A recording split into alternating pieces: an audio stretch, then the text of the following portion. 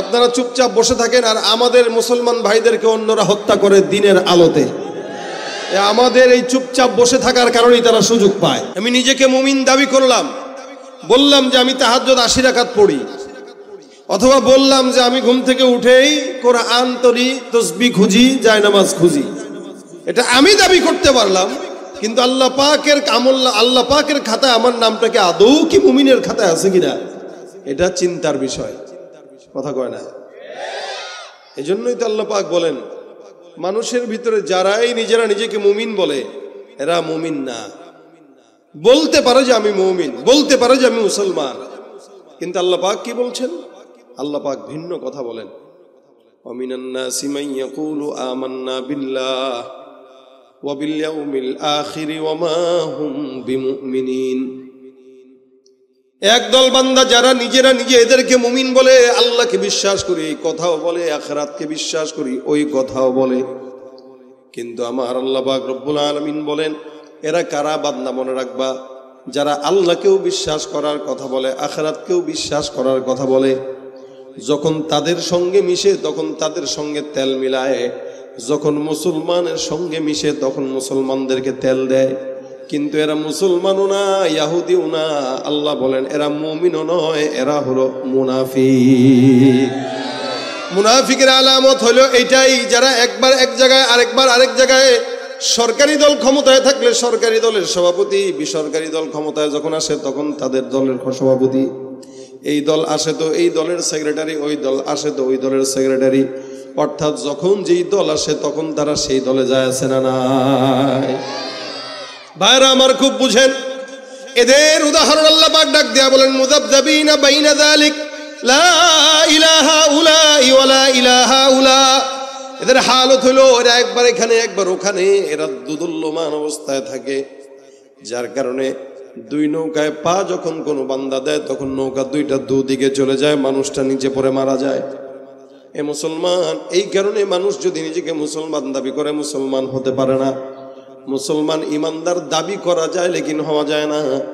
মনে রাখবেন, ইমানদার একজন মুমিন, তাকে মুমিন বলে পরিচয় করে দেওয়ার দরকার হয় না, তার চেহারা দেখলেই বোঝা যায় সে ইমানদার। বাজারে আম কিনতে যাবেন, দুইটা জিনিস দেখেন, রং দেখেন অথবা ঘ্রাণ দেখেন। কালার যদি সুন্দর হয় বোঝা যায় আমটা ভালো, কালার যদি সুন্দর হয় মনে হয় আমটা অনেক সুস্বাদু, অথবা ঘ্রাণটাও যদি মিষ্টি হয় তাহলে মনে হয় আমটা অনেক ভালো। কালার অথবা ঘ্রাণ, এই দুটা জিনিস দেখে মানুষ ফল কিনে। একজন ইমানদার যদি নিজেকে মুমিন বলে দাবি করে, ওই ইমানদারের দুইটা জিনিস পাওয়া যাওয়া দরকার, একটা ইমানের ঘ্রাণ, আরেকটা ইমানের কালার। আপনি নিজেকে মুমিন দাবি করলেন কিন্তু আপনার ভিতরে সুন্নতের কালার নাই, ইমানের কোনো ঘ্রাণ নাই। যতই নিজেকে মুমিন বলে দাবি করেন না কেন, ইমানের ঘ্রাণ যদি না থাকে, টুপিওয়ালা দাড়িওয়ালা সুন্নতওয়ালা নামাজ কালাম যদি না থাকে, আমার আল্লাহ ওর কথাটাই বলল ওমা হুম বিমুমিনিন। এটা যতই মুমিন দাবি করুক না কেন, এটা মুমিন হতে পারে না, এটা বেঈমান। আমার আল্লাহ পাক রব্বুল আলামিন প্রত্যেকটা মুমিন, আল্লাহ পাক আমাদেরকে ইমানদারের গুণ দিয়েছেন, ফিতরাতে ইসলামের উপর আমাদেরকে জন্মগ্রহণ করাইলেন, যার কারণে আমরা মুসলমান হইলাম। প্রত্যেকটা মানুষ গুনাহগার, ইমানদার যতই বড় হোক না কেন, যত বড় পীর হোক না কেন, যত বড় বুজুর্গ হোক না কেন, প্রত্যেকটা বান্দার গুনাহ সমাজের মধ্যে আছে না নাই? কথা কয় না? আমিও করি, আপনারাও করেন, সবাই করে। কিন্তু আফসোসের বিষয় হলো এটা যে বান্দা নিজে গুনাহ করে তার নিজের গুনার ব্যাপারে কোনো টেনশন নাই, আরেকজন বান্দা কি করলো ওইটা নিয়ে 24টা ঘন্টা চায়ের দোকানে বসে বসে গীবত করে, আছে না নাই? এ ভাইরা আমার, এই কারণে আমার আল্লাহ পাক রব্বুল আলামিন বললেন খবরদার, তোমরা যারা ইমানদাররা আছো নিজের গুনাহের কথা চিন্তা করো। লা তাজরু ওয়াজরাতুম ইজরা উখরা, জমিন থেকে বিদায় হওয়ার পর কেউ কারো বোঝা বহন করবে না। হযরত ওমর ফারুক রাদিয়াল্লাহু তাআলা বর্ণনা করেন, হাসিবু ক্বাবলা আন তুহাসাবু, হে বান্দা নিজের কবরের হিসাব মিলানোর আগে নিজের হিসাব নিজে মিলায় নাও। কারণ আমার আল্লাহ পাক রব্বুল আলামিন কবরে যাওয়ার পর বান্দার হিসাব গ্রহণ করবে। দুনিয়াতে কোনো বান্দা যখন চাকরি করে, বস যদি তার কাছ থেকে টাকার হিসাব চায়, 1 2 দিন 3 দিন 1 সপ্তাহ আগের থেকে সেই বান্দাটা হিসাব নিকাশ মিলানো শুরু করে দেয়। আমার আল্লাহ পাক রব্বুল আলামিন বান্দার হিসাব গ্রহণ করবে। ওমর বলেন, বান্দা কবরে যাওয়ার হিসাব নেওয়ার আগে তুমি নিজের হিসাবটা নিজে মিলায় নিও। এখানে আপনি আমি সবাই গুনাহগার, এমন কোনো বান্দা নাই গুনাহ করে নাই। এরপরেও মুমিনরা সব গুনাহ করে না। মুমিনদের গুনাহ এক প্রকার, বেঈমানদের গুনাহ আরেক প্রকার। বেঈমানরা গুনাহ করে ক্লাবে যায়, বেঈমানরা গুনাহ করে নারী নিয়ে মদ নিয়ে সময় কাটায়, বেঈমানরা গুনাহ করে সুদ খায়, বেঈমানরা গুনাহ করে দুর্নীতি করে, বেঈমানরা গুনাহ করে হত্যা রাহাজানি সন্ত্রাসী করে। আর ইমানদাররা বেঈমানদের মতো খুন করে না, ইমানদাররা বেঈমানদের মতো মদ নিয়ে পড়ে থাকে না। কিন্তু ইমানদারদের পছন্দনীয় একটা গুনাহ আছে, যেই গুনাহটা ইমানদাররা গুনাহ মনে করে না, সওয়াব মনে করে করে। ওই গুনাহের নামটাই হলো গীবতের গুনাহ, ঠিক কিনা? নামাজ পড়তেছে মসজিদে, নামাজ শেষে সাথে সাথে গীবত নিয়ে বসে গেছে। মসজিদ থেকে বের হয়ে সাথে সাথে একজনকে দেখছে, চিনো, ওই যে দেখো যায়, কে কে? ওই যে বাটপার। কি করছে? এই করছে। আরে চিনো, ও তো ওই করছে। নামাজটা পড়ে বের হইল, বাস আরেকজনের গীবত করে শিকায়ত করে নিজের আমল যা কামাইছিল ওইটা তাকে দিয়ে তার গুনাহটা সে নিয়ে নিল, বাস। এটা হলো ইমানদারদের পছন্দনীয় গুনাহ। ইমানদাররা সব গুনাহ পছন্দ করে না। ইমানদাররা মদ খাবে না, ইমানদাররা জিনা করবে না, ইমানদার চুরি করবে না, সন্ত্রাসীও করবে না। কিন্তু ইমানদার গীবতের গুনাহটা করে এবং বলে এটা আমার ইমানই দায়িত্ব, এই কারণে করি। কোনটা গীবত, কোনটা দায়িত্ব, এটাও আমাদের জানা নাই। যার কারণে অনেক সময় তালিম করে, বিসমিল্লাহ দিয়া শুরু করে ফাজাইল আমল থেকে, তালিম শেষে বাস ওখানে বসেই গীবত শুরু হয়ে যায়। অথবা কোনো বয়ানের মজলিসে বক্তা নাহমাদুহু দিয়া বয়ান শুরু করে, বয়ানের ফাঁকে বাস ধরে ধরে গীবত করা শুরু করে দেয়। এটা সব জায়গায় সমাজে সবচেয়ে বেশি হয় এলাকার চায়ের দোকানগুলোতে। কি বলেন আপনারা? আর ছোট্ট ছোট্ট এক একটা চায়ের দোকান, এক একটা সংসদ। এই সংসদে কিছু পার্লামেন্টে যেরকম মেম্বার থাকে, ওই চায়ের দোকানের মেম্বার কন্টিনিউ থাকে। এই কন্টিনিউ মেম্বার পার্লামেন্টের মাননীয় স্পিকার মহোদয় হলো চাওয়ালা। কি বলেন আপনারা? রুটি উঠানোর টাকা নাই তার কাছে, দোকানের সামানা যে উঠাবে ওই টাকা নাই, কলা উঠাবে ওই টাকা নাই। কিন্তু 32 ইঞ্চি টিভি উঠানোর টাকা শয়তান তাকে জোগাড় ঠিকই করে দিছে। টিভিটা ছাড়ে, উল্টা পাল্টা জিনিস দেখে, আর কগো শুনছনি ইমাম কি করছে, শুনছনি মুয়াজ্জিন কি করছে, শুনছনি মাদ্রাসার মুতামিম কি করছে। নিজের তলায় যে এত ময়লা, ওইটা পরিষ্কার করার টাইম তার কাছে নাই। আরেকজনের ময়লা নিয়ে খোঁচাখুচি করে, আছে না নাই? হজ করছে 14 বার, এই পর্যন্ত হজ করছে 20 বার, হজ করছে 5 বার। এলাকার মানুষ তারা হাজী সাহেব বলে চিনে, কিন্তু মুখের মধ্যে একটা ভালো কথা নাই, সব গালিগালাজ আর গীবত। যার এই দেখে কয় এটা ফকিন্নি, এরে দেখে কয় এটা শয়তান, ওরে দেখে কয় এটা ধান্দাবাজ। নিজের ব্যাপারে বলে না। এই জন্য তুমি তোমার নফসকে প্রশ্ন করো।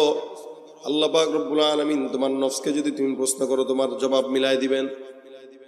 ইস্তাফসি নাফসাক, আমি কতটুকু গুনাহ করলাম এটা আমার নফস জানে, আর আমার আল্লাহ জানে, এছাড়া কেউ জানে না। যত বড় পীর বলেন, যত বয়স্ক বলেন, যত বয়স বেশি গুনাহের ফিরিস্তিও বেশি, ঠিক কিনা? এই জন্য অন্যকে ছোট চোখে দেখার আগে আল্লাহ পাক রব্বুল আলামিন বলেন, ইয়া আইয়ুহাল্লাযীনা আমানু, হে মুমিনের দল। আল্লাহ পাক রব্বুল আলামিন মুমিনদেরকে বললেন, নাসারা কেউ বলেন নাই, ইহুদি কেউ বলেন নাই, খ্রিস্টান কেউ বলেন নাই, অন্য মানুষ কেউ বলেন নাই, মুমিনকে বলেছেন। তার মানে আপনার মতো আমার মতো নালায়েক বান্দাকে আল্লাহ পাক নাম দিয়েছেন কি? বলে মুমিন। বলেন কি নাম দিয়েছে? মুমিন। আপনি আমি নামাজ ঠিক মতো পড়ি না, আপনি আমি ইমানদার ঠিক মতো নয়, যা দান করি না, সাদকা করি না, মিথ্যা কথা বলি, হকের উপরে চলি না, এরপরও আল্লাহ পাক আপনাকে আমাকে দয়া করে নাম দিয়েছেন ইয়া আইয়ুহাল্লাযীনা আমানু। আল্লাহ পাক রব্বুল আলামিন বলেন, হে মুমিনের দল, তোমরা মনে রাখবা, লা ইয়াসখর কওম মিন কওম, কোন কওম যেন কোন কওমকে ছোট চোখে না দেখে। আল্লাহ পাক রব্বুল আলামিন বান্দাকে জানায় দিয়া বলেন, কারণ তোমাদের মধ্যে কওমে কওমে মারামারি, দ্বন্দ্ব লাগবে, তোমাদের মধ্যে রাজনৈতিক দলে দলে দ্বন্দ্ব লাগবে, তোমাদের মধ্যে ওই দলের সঙ্গে ওই দলের দ্বন্দ্ব লাগবে, এক বংশের সঙ্গে আরেক বংশের দ্বন্দ্ব লাগবে। এ কোন বংশের বলো অমুক বংশের, ও কোন বংশের কয় অমুক বংশের। আমার বংশ তার চাইতে বড়, তার বংশ আমার ধারের কাছে আসতে পারবে না। এরকম করে করে এক দল আরেক দলকে কটূক্তি করে, এক দল আরেক দলকে ছোট করে, এক দল আরেক দলের গীবত শিকায়াত করে। আমার আল্লাহ ডাক দিয়া বলেন, লা ইয়াসখর কওমুম মিন কওমিন আসা আন ইয়াকুনু খায়রাম মিনহুম। খবরদার মুমিন, এক দল আরেক দলকে ছোট চোখে দেখবা না, এক দল আরেক দলের গীবত করবা না। কারণ হতে পারে তুমি যাকে টিটকারি করো, ছোট মনে করো, আমার আল্লাহর কাছে ওই বান্দাটার সম্মান বেশি, তোমার কোনো দাম নাই। ভাইরা আমার, আল্লাহ পাক রব্বুল আলামিন বলেন, এক দল আরেক দলকে ছোট চোখে দেখবা না পুরুষরা, এটা পুরুষদের জন্য। আবার ডাক দেয়া বলতেছেন, ওয়ালা নিসা উম্মিন নিসা ইনাসা আইয়াকুন্না খায়রাম মিনহুম। কোন নারী যেন কোন নারী জাতিকে ছোট চোখে না দেখে। মেম্বারের বউ, চেয়ারম্যানের বউ, বড় হুজুরের বউ, বড় আলেমের বউ আরেকজন বউকে ছোট চোখে দেখে, ভাইয়ের বউ আরেক ভাইয়ের বউকে ছোট চোখে দেখে। আল্লাহ পাক বলেন, কোন নারী যেন কোন নারীকে ছোট চোখে না দেখে। কেন? যেই নারীকে ছোট চোখে দেখা হয়, হতে পারে আল্লাহর দরবারে ওই ছোট চোখে দেখনেওয়ালা নারীর সম্মান অনেক বেশি। এজন্য দুনিয়াতে কেউ এই কথা বলতে পারে না, ভাই আমার দাম আল্লাহর কাছে বেশি। না আমি, না আপনি। অনেক বড় বক্তা হইতে পারে, অনেক বড় মানুষ হইতে পারে, অনেক বড় আলেম হইতে পারে, অনেক বড় পীর হইতে পারে, কিন্তু আল্লাহর কাছে বড় কিনা ওইটার সার্টিফিকেট তো কে দিবেন? কে দিবেন? তা আপনি কেন আরেকজনের দোষারোপ করেন? এই জন্য আল্লাহ পাক রব্বুল আলামিন বলেন, ওয়ালা তালমিজু আনফুসাকুম ওয়ালা তানাবাজু বিল আলকাব। আল্লাহ পাক রব্বুল আলামিন বলেন, খবরদার একদল আরেকদলকে ইলজাম দিবা না, খারাপ কিছু বলবা না, গীবত শিকায়াত করবা না, কেউ কাউকে গালিও দিবা না, ভিন্ন কোনো নামেও ডাকবা না।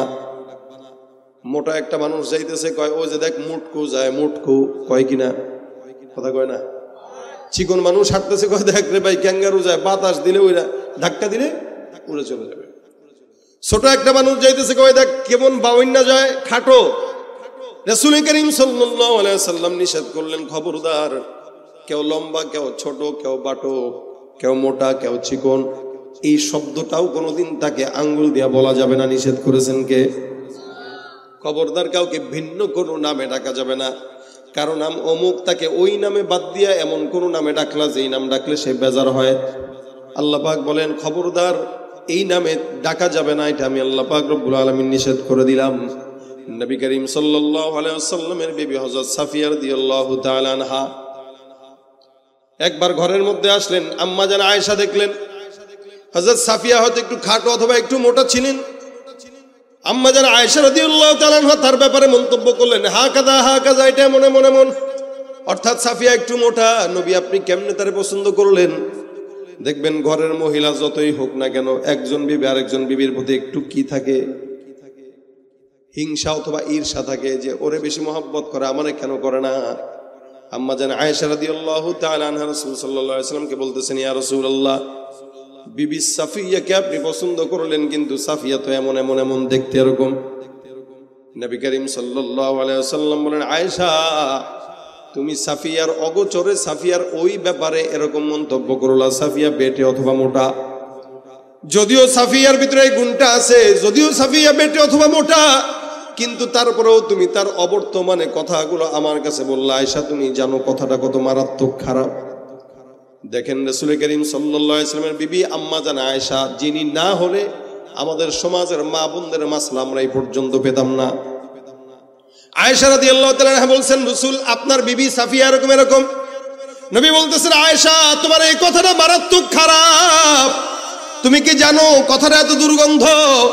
এই কথাটার দুর্গন্ধ যদি সমুদ্রের মধ্যেও নিক্ষেপ করা হতো, সমুদ্রের সব পানি কালো হয়ে যেত, তোমার কথার দুর্গন্ধ কোনোদিন শেষ হতো না।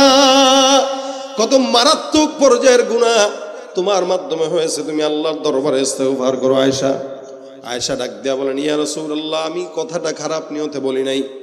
রাসূল বলেন, তুমি খারাপ নিয়তে বলো অথবা না বলো, যেই জিনিসটা ওর ভিতরে আছে এটা যদি ও শুনতো তাহলে কষ্ট পেত কিনা?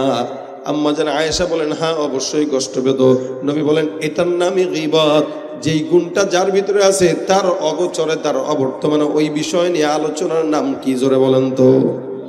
গীবত। এই জন্য সাহাবা একরাম রাসূল সাল্লাল্লাহু আলাইহি ওয়াসাল্লামের সামনে বসা, নবী আমার ডাক দিয়া বলেন, আতাদরুনা মাল গীবা, তোমরা কি জানো গীবত কি? সাহাবা আজমাইনের একটা আদব ছিল, জানলেও বলতো আল্লাহু আ'লাম ওয়া রাসূলু, আল্লাহ আল্লাহ রাসূল ভালো করেই জানে। রাসূল সাল্লাল্লাহু আলাইহি সাল্লাম বলেন, যিকরুকা আখাকা বিমা ইকরাহু, এ বান্দা তোমার ভাইয়ের অবর্তমানে এমন কিছু নিয়ে আলোচনা করা যে জিনিসটা সে অপছন্দ করে, অর্থাৎ একটা মানুষের ভিতরে একটা খারাপ গুণ আছে, এটা তার সামনে আলোচনা না করে তার অবর্তমানে আলোচনা করার নামটাই হলো গীবত।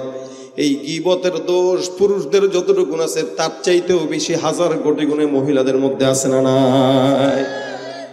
মহিলাদের কাজই এক জায়গায় 5 জন বসবে, শ্বশুর বাড়ির গল্প, অমুক বাড়ির গল্প, ভাইয়ের বউর গল্প, বাস গীবত আর গীবত, শেখায় তার শেখায়।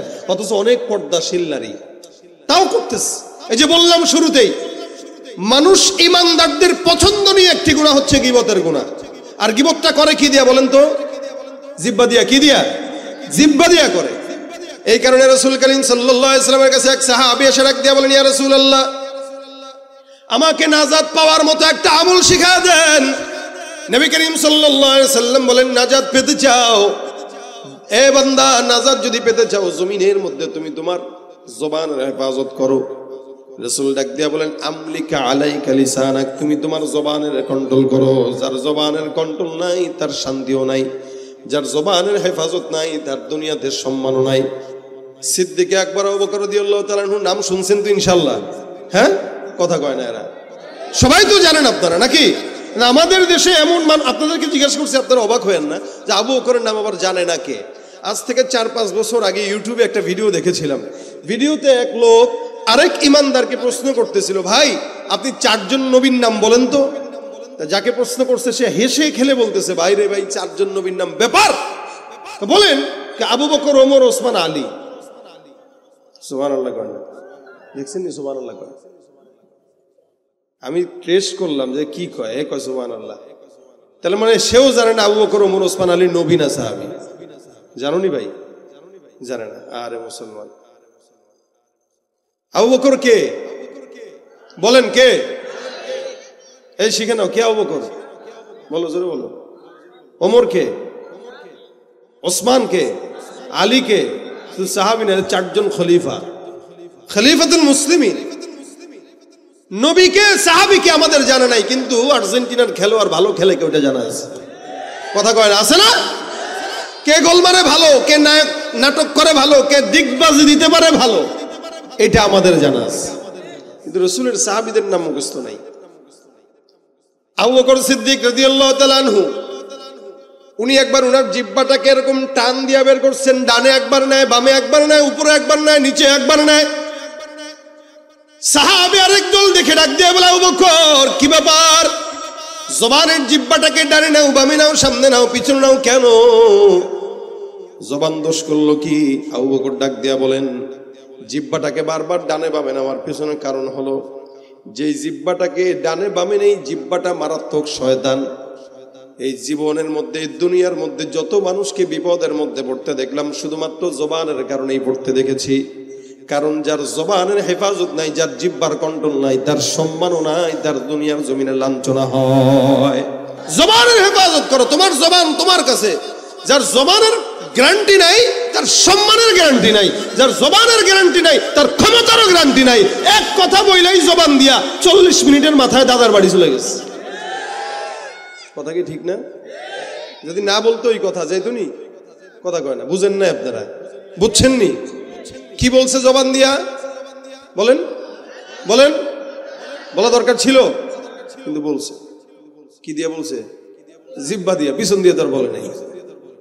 জিহ্বা দিয়া বলছে। রাসূল বলেন, আমলিক আলাইকা লিসানাক, তুমি তোমার জবানের হেফাজত করো। জবানের হেফাজত নাই, ক্ষমতাও নাই। জবানের হেফাজত নাই, সম্মানও নাই। জবানের হেফাজত নাই, মানুষের কাছে তার ভারতও নাই। আমলিক আলাইকা লিসানাক, যার জবানের হেফাজত আছে তার সম্মান আছে। এই জন্য আবু বকর বলেন, আমি আমার জিহ্বাটাকে একটু শাসন করি, যেন উল্টা পাল্টা কথা না বলে। কালাম, কথা, বাক্য, এটা দামি জিনিস। যতক্ষণ ভিতরে থাকে সম্মানের সঙ্গে দামি থাকে। বের হইলে হালত হয় দুইটা, হয়তো দুর্গন্ধ ছড়ায়, নয়তো সুগন্ধি ছড়ায়। কিন্তু সমাজের অধিকাংশ মানুষের জবান দিয়ে দুর্গন্ধ ছড়ায়, সুগন্ধি ছড়ায় না। কারণ কি? অধিকাংশ মানুষ কথা বলে অযথা, অধিকাংশ মানুষ কথা বলে অযথা আর না বুঝে না জেনে। অধিকাংশ মানুষ কথা বলে প্রয়োজনীয় কথা বলে না। নবী করিম সাল্লাল্লাহু আলাইহি ওয়াসাল্লাম বলেন, আমলিক আলাইকা লিসানাক, নাজাত যদি পেতে চাও জবানের হেফাজত করো। আরেক হাদিসে পয়গম্বর বলেন, মান সাকাতা নাজা, যেই বান্দা যত বেশি চুপ থাকবে আল্লাহ পাক ওই বান্দাকে তত আগে আগে নাজাত দিয়ে দিবেন। সুবহানাল্লাহ। এই জন্য বোবা মানুষের শত্রু নাই, কথা আছে না, যার বোবা ওর কোনো শত্রু নাই, কারণ কথাও জানে না, ওর কোনো শত্রুও নাই। আর যে কথা বলে বেশি তার ভুলও হয় বেশি, শত্রুও বাড়ে বেশি। ভাইরা আমার, দেখেন হযরত আম্মা আয়েশা রাদিয়াল্লাহু তাআলা আনহা বলতেছেন, সাফিয়া এমন নবী বলেন, তোমার কথা যদি সমুদ্রের মাঝখানে ফেলা হতো সমুদ্রের পানিও দুর্গন্ধ হয়ে যেত, মগর তোমার কথা দুর্গন্ধ শেষ হতো না। তার মানে কথাটা এমন মারাত্মক বলছো। সাহাবা একরাম ডাক দিয়া বলেন, হুজুর আমরা যদি এমন মানুষ নিয়ে কথা বলি যে এই মানুষের মধ্যে ওই গুণটা আছে অথবা দোষটা আছে, রাসূল বলেন, হ্যাঁ ইন কানা ফিহি, যদি তার মধ্যে ওই গুণটা থাকে তাহলে তুমি আগতাবতাহু, তাহলে তুমি গীবত করলা। আর যদি ওই গুণটা ওর মধ্যে না থাকে তাহলে গীবত নয়, সেটা অপবাদ। আমার ভিতরে অন্যায় আছে, এটা নিয়ে আপনি আমার অগোচরে বলা বলি করতেছেন, মানুষের কাছে বলেন, আরে ওরা তো চিনি, এ তো এই, ও তো এই, এটার নামই গীবত। এটা যদি করে তো কি হয়? আল্লাহ বলেন, আইয়ুহিব্বু আহাদুকুম আইয়াকুলা লাহমা আখিহি মাইতান ফাকারিহতুমুহ। বান্দা যদি কেউ কারো গীবত করে, আল্লাহ পাকের আয়াতের কথা অনুযায়ী মনে হয় বোঝা যায়, কেউ যদি কারো ইমানদার ভাইয়ের গীবত শিকায়াত করে তাহলে সে তার আপন মরা ভাইয়ের গোশত খাইল না। আউযুবিল্লাহ। এই জন্য সমাজে উঠতে বসতে চলতে ফিরতে আমাদের দেশে অনেক গীবত হয়, প্রত্যেকটা মজলিসে গীবত হয়। গীবত ছাড়া আড্ডা ঠিক মতো জমে না।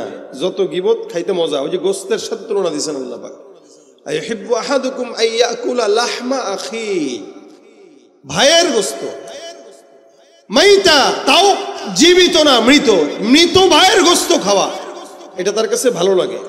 গোশত দিয়ে ভাত খেতে যেমন মজা, গীবত করতে এমন মজা, কারণ এটার সঙ্গে গোশতের তুলনা আসছে। এই জন্য যতক্ষণ গীবত করবেন, আপনার পাশে যদি কেউ থাকে গীবত করার মতো, আপনি তারা বলে দিবেন, ভাই গীবত করতে মন চাইলে অন্য জায়গায় যায় করো, এই মজলিসে বসে গীবত করো না। অনেক বুজুর্গানে দিন ছিলেন, কোন মজলিসে যখন গীবত হইতো ওনারা উঠে চলে যেতেন। আমাদের আকাবির বুজুর্গানে দিনরা ওই কাজ করতেন, মজলিসে গীবত তো মজলিস থেকে উঠে চলে যেতেন, অথবা কানের ভিতরে কোনো কিছু দিয়ে রেখে দিতেন যে গীবত ওরা করলে করুক, আমি শুনবো না, বাস বলবও না শুনবও না। কারণ গীবতের একটা বড় কুফল হইল, আমি যদি আপনার গীবত করি মাআযাল্লাহ, তাহলে আপনার সমস্ত গুনাহ আমার কাছে আসবে, আমার নেকিগুলো আপনার কাছে যাবে। আচ্ছা বলেন, কেউ কারো গীবত যখন করে বন্ধুত্ব পোষণ করে করে না শত্রুতা পোষণ করে করে? অবশ্যই শত্রুতা। আপনারা যদি জিজ্ঞাসা করা হয়, ভাই আপনি ওরে ভালোবাসেন? দূর মিয়া, ভালোবাসি মানে কি, ওরে পাইলে তো পিড়ায় মারবো, তার মানে সে আপনার শত্রু। আচ্ছা আপনাকে যদি বলা হয়, ভাই তাকে কি আল্লাহ জান্নাত দিলে আপনি খুশি? দূর মিয়া, ও জান্নাতে যাইবো, জিন্দেগিতে অত ঠেকা পড়ছে না, আল্লাহ তারও জান্নাত দিবে, ও তো জাহান্নামী। আপনি নিজে তাকে জাহান্নামের সার্টিফিকেট দিয়ে দিচ্ছেন।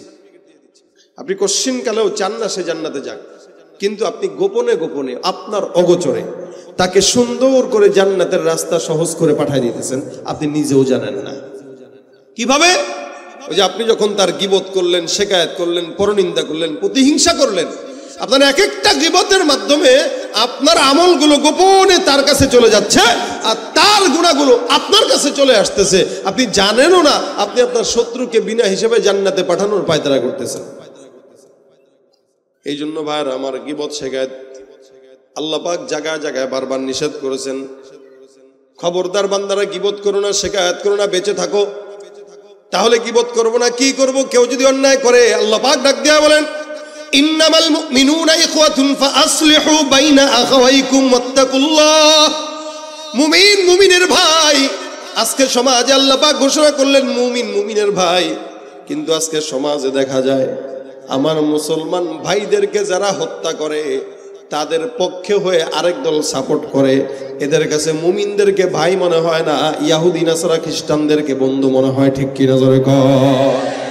কোন ইহুদি নাসারা খ্রিস্টান বিধর্মী মুশরিক মুসলমানের বন্ধু হতে পারে না, ভাইও হতে পারে না। কোন দ্বিমত আছে আপনাদের? আল্লাহ বলেন ডাক দিয়া লা তাত্তাখিদুল ইয়াহুদা ওয়ান নাসারা আউলিয়া, ইহুদি নাসারাকে বন্ধু বানানো যাবে? কথা কয় না যাবে? ওরা একজন আরেকজনের বন্ধু। আল্লাহ পাক বলেন এদেরকে বন্ধু বানায় না, বা'দুহুম আউলিয়া বা'দ, এরা একে অপরের বন্ধু, এরা তোমাদের শত্রু। যতই আমাদের সামনে এসে আমাদের পক্ষে কথা বলে যাক, কোন বিধর্মী যতই মুসলমানের পক্ষে কথা বলুক, বুঝতে হবে এই কথা বলার পিছনে উদ্দেশ্য ভালো না, চক্রান্ত খারাপ। কারণ মুসলমানের বন্ধু, তারা তাদের বন্ধু, মুসলমান ওদেরকে বন্ধু বানাইতে পারে? আল্লাহ পাক ডাক দেয়া বলেন ইন্নামাল মুমিনুনা ইখওয়া, মুমিন মুমিনের ভাই, ফাসলিহু বাইনা আখাওয়াইকুম। কোন ভাই যদি অন্যায় করে তাহলে তুমি তাকে শুধরায় দেওয়ার নিয়তে সুন্দর করে তারে বুঝাও। একবার অন্যায় করলো, দুইবার অন্যায় করলো, তিনবার অন্যায় করলো, সুন্দর করে বুঝাও। যদি না বুঝে, বারবার বোঝানোর পরেও যদি না বুঝে, তাহলে তার হালদাকে ছেড়ে দাও। কারণ একবার হাত দিয়া বোঝাবো, তার দুইবার জবান দিয়া বোঝাবো, নিষেধ করব, এরপরে ঘৃণা করব। এরপরেও যদি সে অন্যায় কাজ করে, হিসাবটা তার হিসাব সে দিবে, আমার হিসাব আমি দেব। কিন্তু এরপরেও আরেক জায়গায় বসে বসে তার নামে গীবত করে নিজের অন্যায়কে বাড়াবো না। আল্লাহ পাক রব্বুল আলামিনের হাবিব সাল্লাল্লাহু আলাইহি ওয়াসাল্লামের কাছে একবার একটা সাহাবী দুইজন মহিলার নামে তথ্য নিয়ে আসছে। দুইজন মহিলা, রাসূল করিম সাল্লাল্লাহু আলাইহি ওয়াসাল্লাম বলতেছেন কি সমস্যা? কা হুজুর, দুইজন মহিলা রোজাদার, এরা রোজা রাখা অবস্থায় পানির পিপাসা লাগছে। রাসূল ডাক দিয়া বলতেছেন পানির পিপাসা, আচ্ছা কতটুকু? কা হুজুর, এমন অবস্থায় যে তারা মৃত প্রায় হয়ে গেছে, মরবে খালি বাকি। রাসূল ডাক দিয়া বলেন নিশ্চিত তারা গোশত খেয়েছে, যার কারণে পানির পিপাসা লাগছে। সাহাবীরা কয় হুজুর রোজা রাখছে, গোশত খাবে কি? হুজুর বলেন না, এরা গোশত খেয়েছে। সাহাবা একরাম ডাক দিয়া বলে হুজুর আপনি বলতেছেন, তার মানে তো অবশ্যই সত্য, ঠিক আছে তাদেরকে ডাকি। তো ডাকা হয়। রাসূল করিম সাল্লাল্লাহু আলাইহি ওয়াসাল্লাম তাদেরকে প্রশ্ন করলো, এই তোমরা কি গোশত খাইছো? কয় না হুজুর, আমরা তো রোজাদার। তাহলে একটা কাজ করো, আমি বলছি তারা গোশত খেয়েছে, তারা বলতেছে খায় নাই, এটার তো প্রমাণ হওয়া দরকার। দুইটা বল নিয়ে এসে দুজনের সামনে দিয়ে দাও, আর দুইজনকেই বলো আঙ্গুল গলার ভিতরে দিয়ে বমি করার জন্য। দেখবা তারা যে একটু আগে গোশত খাইছে, ওই গোশত ওই তাদের বমির সাথে বের হয়ে যাবে। সুবহানাল্লাহ। আচ্ছা বলেন, রাসূল যে কথা বলে মিথ্যা হয়?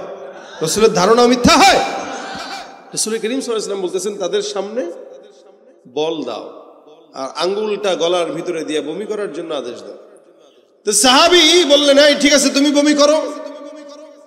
সাহাবীর কথা অনুযায়ী দুইজন মহিলা তাদের গলার ভিতরে আঙ্গুল দিয়ে বমি করলো। সাহাবী সহ রাসূল সাল্লাল্লাহু আলাইহি ওয়াসাল্লাম তাকায় দেখে তাদের বমি করার পরে গলা দিয়ে যা বের হচ্ছে সব দুর্গন্ধযুক্ত গোশত আর গোশতের দলা।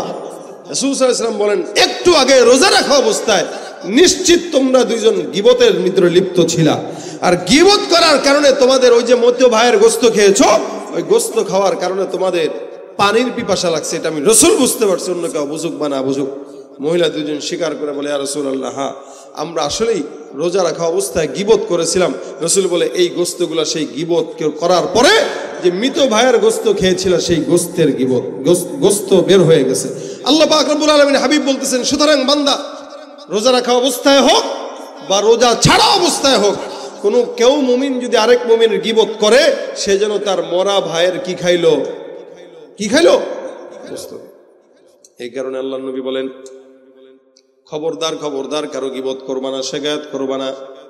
আল্লাহ পাক রব্বুল আলামিন বারবার বান্দাকে জবানকে হেফাজত করার কথা বললেন। আজকে সমাজে মসজিদ থেকে শুরু করে মন্দির পর্যন্ত অথবা মাঠ পর্যন্ত, রাজনীতি পর্যন্ত, মসজিদ থেকে শুরু করে রাজনীতির মঞ্চ পর্যন্ত সব জায়গায় গীবত আছে, শিকায়াত আছে। একদল আরেক দলকে ছোট করা, খাটো করা, একদল আরেক দলের বিরুদ্ধে কথা বলা, একদল আরেক দলের গীবত শিকায়াত করা। গীবত তো করে 10 জন মিলা পানের আড্ডা নিয়ে তারপরে গীবত করে আর বলে হ্যাঁ এটা আমাদের ইমানি দায়িত্ব। মনে রাখবেন দুই কারণে গীবত করা জায়েজ। এক নম্বরে কারো মাধ্যমে যদি ইমানের কোনো ক্ষতি হয়, দুই নম্বরে কারো মাধ্যমে যদি সামাজিক কোনো ক্ষতি হয়। এই দুই কারণ ছাড়া যেই কারণেই গীবত করেন না কেন গীবত কোনোদিন হালাল হবে না, ঠিক কিনা? সামাজিক ক্ষতি মানে এই সমাজের ভিতরে কেউ অন্যায় করতেছে, ইয়াবার চোরাচালানি অথবা অন্য কোনো গুনাহ, অন্য কোনো কথা, যেই কথার মাধ্যমে, যেই কাজের মাধ্যমে সামাজিক ক্ষতি হয়, এমন কোনো কাজ যদি কারো মাধ্যমে সংগঠিত হয় তার ব্যাপারে সমাজের মানুষের কাছে সতর্ক করা ইমানি দায়িত্ব, এটা কোনো গীবত নয়। 2 নাম্বার, সমাজের ভিতরে কেউ যদি ইমানের কোনো ক্ষতি করে, অর্থাৎ ফিতনা ছড়ায়, ফাসাদ ছড়ায়, অথবা সমাজের ইসলামকে মানুষের কাছে ভিন্নভাবে প্রকাশ করে, ইসলামের ভিতরে দ্বন্দ্ব লাগায়, এই টাইপের চিহ্নিত শয়তানদের ব্যাপারে স্পষ্ট প্রকাশ্যে গীবত করা জায়েজ, বরং গীবত নয়, ওটা ইমানি দায়িত্ব।